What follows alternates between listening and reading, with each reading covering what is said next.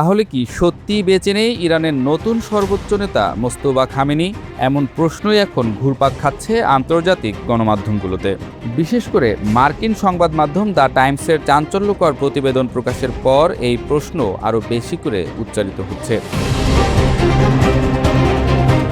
The Times যুক্তরাষ্ট্র এবং Israeli গোয়েন্দাদের বরাতে যে প্রতিবেদন প্রকাশ করেছে সেখানে বলা হয়েছে মোস্তফা খামেনি কোমায় রয়েছেন। তার বর্তমান অবস্থা রাষ্ট্র পরিচালনার জন্য মোটেও সক্ষম নয়, এমনকি আদৌ বেঁচে আছেন কিনা সেটা নিয়েও সন্দেহ প্রকাশ করা হয়েছে। মোস্তফা খামেনি বর্তমানে অচেতন অবস্থায় পবিত্র নগরী কুমে চিকিৎসাধীন আছেন। ইসরায়েল ও যুক্তরাষ্ট্রের একটি কূটনৈতিক গোয়েন্দা নথির বরাতে এ তথ্য জানিয়েছে যুক্তরাজ্যের সংবাদ মাধ্যম দ্য টাইমস।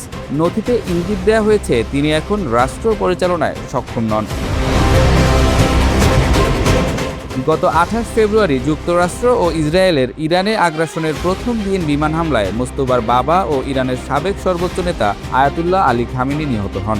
পরবর্তী সময়ে আরেকটি হামলায় 56 বছর বয়সী মোস্তফা নিজেও গুরুতর আহত হন বলে জানা গেছে।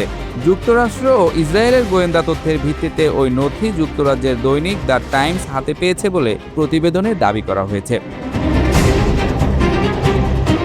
নথিতে দাবি করা হয়, প্রথমবারের মতো মার্কিন ইসরায়েলি গোয়েন্দারা মোস্তফার অবস্থান নিশ্চিত করতে পেরেছেন। তেহরান থেকে প্রায় 140 কিলোমিটার দক্ষিণে শিয়াদের অন্যতম পবিত্র শহর কুমে তার চিকিৎসা চলছে।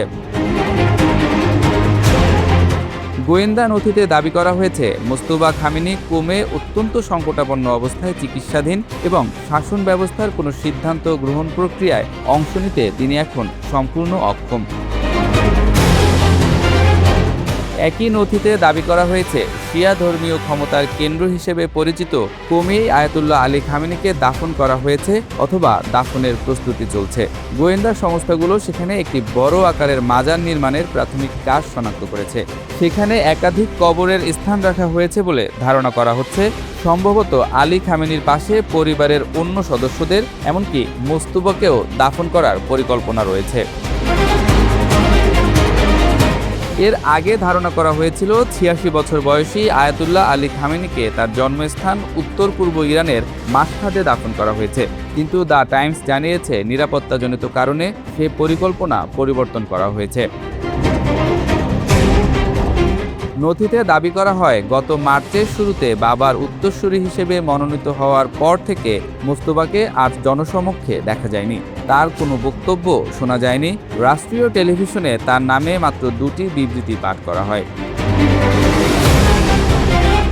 যুক্তরাষ্ট্র ও ইসরায়েলি গোয়েন্দা নথিতে আরও দাবি করা হয়, এছাড়া কৃত্রিম বুদ্ধিমত্তা বা এআই ব্যবহার করে তৈরি একটি ভিডিও প্রচার করা হয়েছে, যেখানে তাকে একটি ওয়াশরুমে বসে ইসরায়েলের দিমোনা পারমাণবিক কেন্দ্রের মানচিত্র বিশ্লেষণ করতে দেখানো হয়েছে।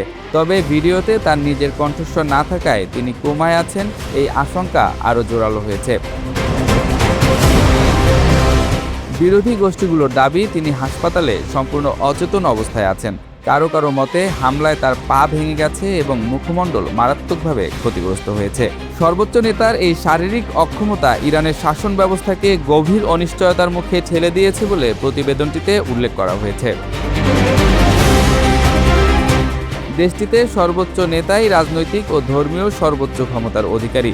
মার্কিন এবং ইসরায়েলি বিশ্লেষকদের ধারণা, শক্তিশালী ইসলামিক রেভলিউশনারি গার্ড কোর এখন কার্যত দেশ পরিচালনা করছে এবং মোস্তফা কেবল আনুষ্ঠানিক নেতার ভূমিকায় রয়েছেন।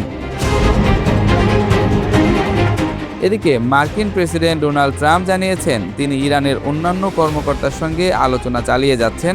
তার সর্বোচ্চ নেতার সঙ্গে কোনো আলোচনা বা চুক্তি হচ্ছে না।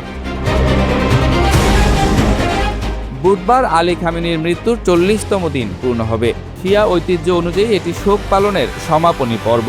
মৃত্যুর পরপরই দাফনের রেওয়াজ থাকলেও ইরান সরকার তা পিছিয়ে দিয়েছে বলে দাবি করা হয়েছে ওই প্রতিবেদনে। সেখানে আরও উল্লেখ করা হয়েছে, নজিরবিহীন জনসমাগমের আশঙ্কাই এর মূল কারণ। বিশ্লেষকরা মনে করছেন, দাফন অনুষ্ঠানে সম্ভাব্য হামলার ঝুঁকি এড়াতেই পুরো প্রক্রিয়াটি চরম গোপনীয়তায় সম্পন্ন করার পরিকল্পনা রয়েছে। 1989 সালে আয়াতুল্লাহ আলী খামেনির পিতার দাফনের সময় যে অভূতপূর্ব বিশৃঙ্খলা হয়েছিল, এবার সেই পরিস্থিতির পুনরাবৃত্তি এড়াতে চায় তেহরান।